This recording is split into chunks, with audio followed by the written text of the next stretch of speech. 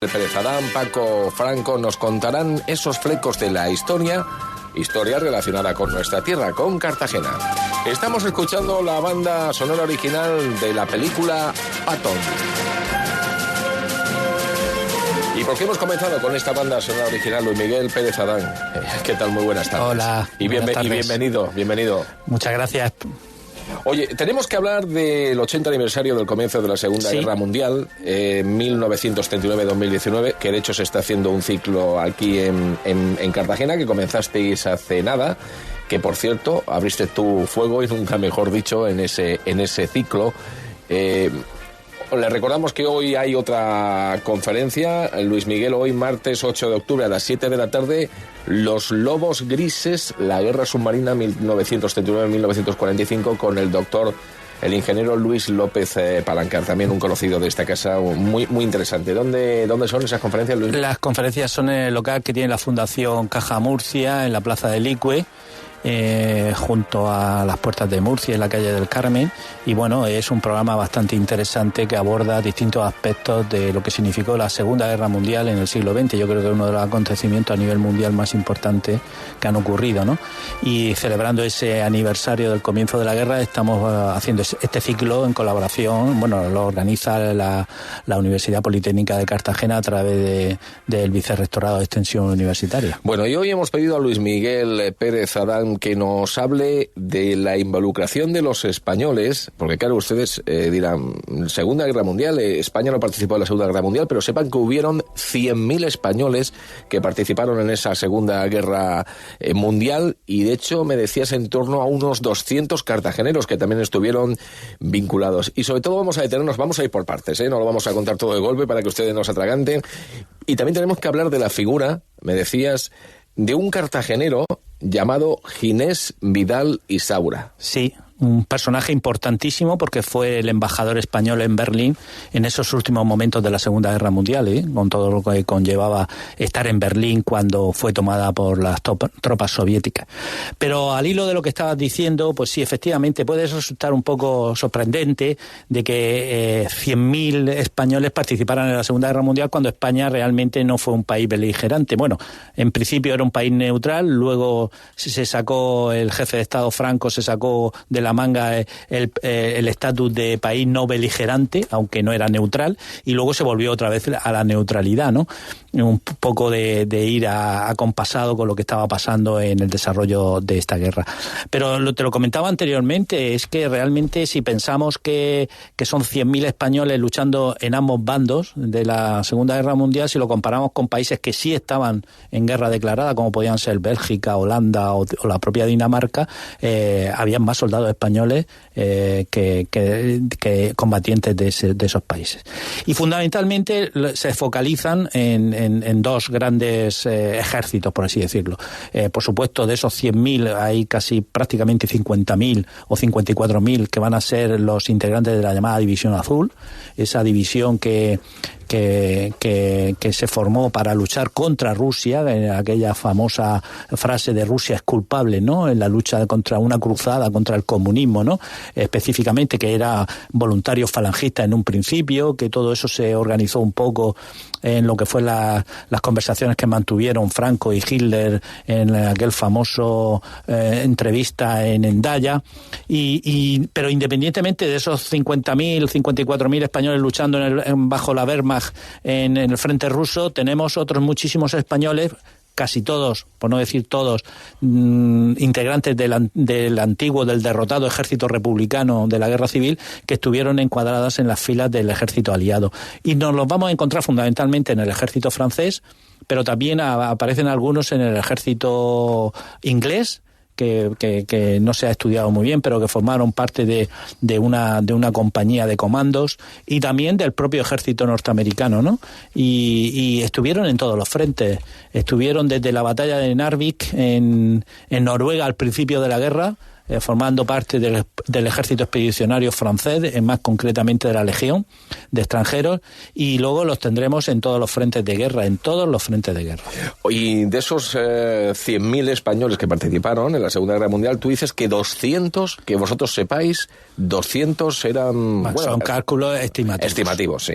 Sí, porque hay un número significativo de unos 40 y tantos también en 40, 50 cartageneros en la División Azul, algunos muy reconocidos como Enrique Rodríguez Casaú o Luis Pavía, que formaron parte de ese contingente, pero luego nos encontramos a varios integrantes de la llamada escuadra de la flota republicana, que al final del año 39 tuvieron que salir hacia el norte de África y recluidos en Bizerta, y los franceses con un muy mal trato fueron recluidos en campos de concentración, trabajos muy duros, incluso construcción de un tren en el norte de África que se llama el Transsahariano.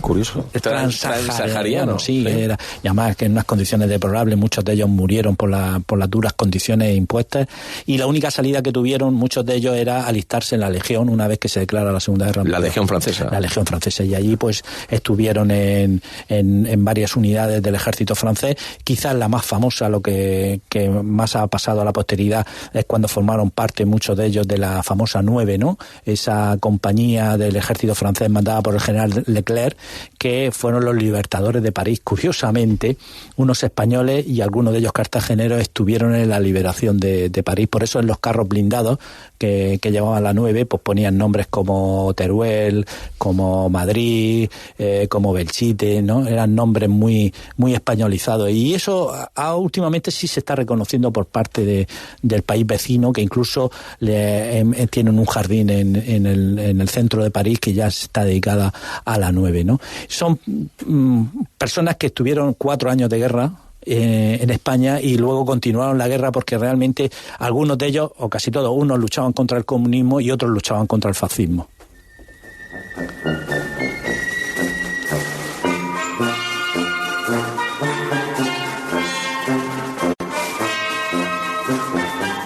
Estamos escuchando la banda sonora original de la película El día más largo, la película que habla del desembarco de Normandía, ¿no?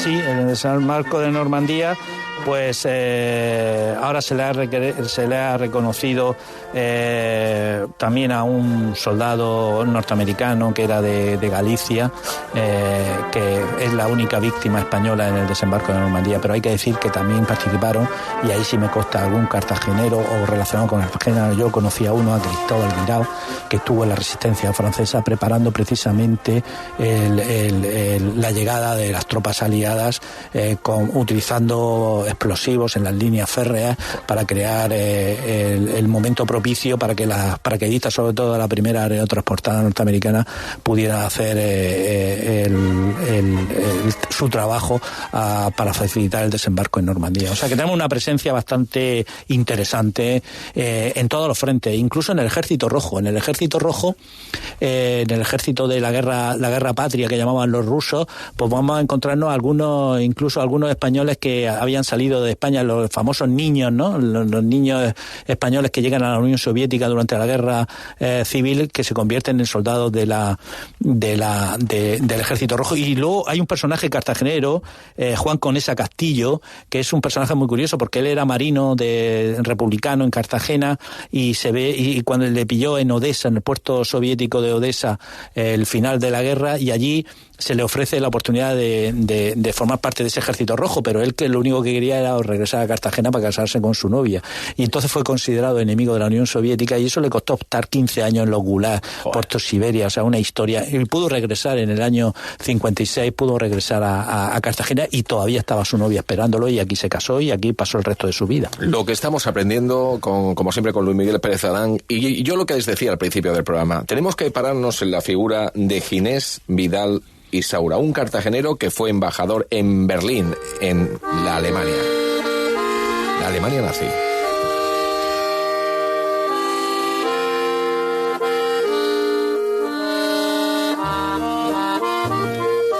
Vor der Kaserne, vor dem großen Tor, steht eine Laterne und steht sie noch davor. Dort wollen wir. ¿Qué papel desempeñó este hombre?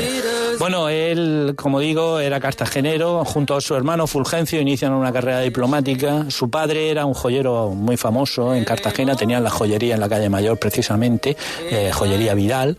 Y bueno, entonces en su carrera diplomática, pues por distintos avatares de su propia profesión, pues le tocó lidiar con una de las cosas más peleagudas, que era vivir el final de la guerra en el propio Berlín, ¿no? Él abandonó la embajada cuando esta es bombardeada por los aliados, entonces decide marchar a Berna, en Suiza, y al poco tiempo de llegar allí le dio un derrame cerebral y murió en Suiza.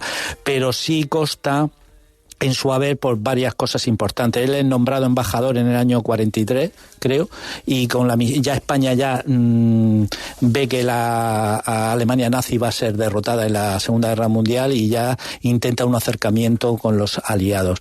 Y en esa búsqueda de ese acercamiento, el ministro de Asuntos Exteriores, Jordana, nombra a este cartagenero, a Ginés Vidal, embajador en Berlín, con varios objetivos. El primer objetivo era disolver lo que era la División Azul, el regreso de todos los divisionarios, ya dejando de participar de una manera directa en la Segunda Guerra Mundial, y bueno, y preparar un poco todos los intereses españoles. Pero tiene una doble actuación, que es lo que yo quiero señalar un poco en la figura de este diplomático cartagenero, Ginés Vidal.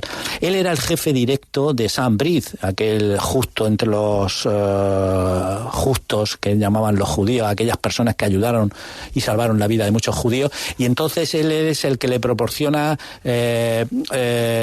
todo el papeleo administrativo para que Saint-Brice, desde la delegación de Budapest, donde él era embajador, pues se le facilitara pasaporte español a varios judíos, o muchos judíos sefarditas, que eran judíos que tenían una relación especial con España. Pero a la vez también tiene algunos elementos truculentos, ¿no?, en su vida, porque hay en los archivos de la NARA, que son los archivos nacionales de los Estados Unidos, la famosa Comisión Robert, que es famosa porque esa comisión es la que intervino en el rescate de cientos de obras de arte y de bienes artísticos expoliados por los alemanes a los judíos, aquella mina de sal tan famosa que había en Alemania, en donde se encontraron verdaderas obras de arte de todos los tiempos, ¿no?, que habían recapitulado todos los nazis para su propio beneficio.